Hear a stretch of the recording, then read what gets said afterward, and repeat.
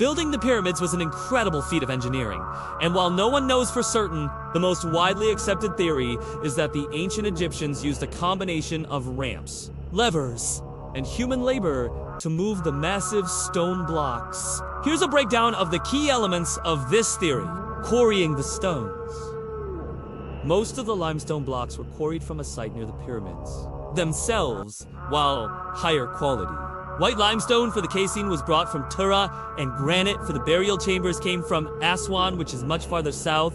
Workers used copper chisels and stone tools to carve the blocks from the quarries, transporting the blocks. For short distances, the blocks were likely dragged on wooden sleds over a surface of wet sand, which reduced friction. For longer distances, especially for stones from Aswan, they were loaded onto barges and transported along the Nile River during flood season, when special canals could be used to get them closer to the construction site, lifting the blocks.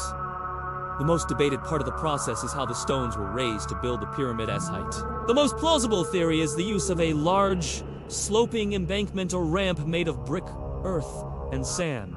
As the pyramid grew taller, the ramp was extended in height and length. Workers would then use sleds, ropes, and levers to haul the blocks up the ramp. Another theory suggests an internal ramp or a system of levers was used for the higher levels. The workforce was not made up of slaves, as was once believed, but rather a large group of skilled workers and agricultural laborers who worked on the pyramids during the Nile's annual flood season, when farming was not possible.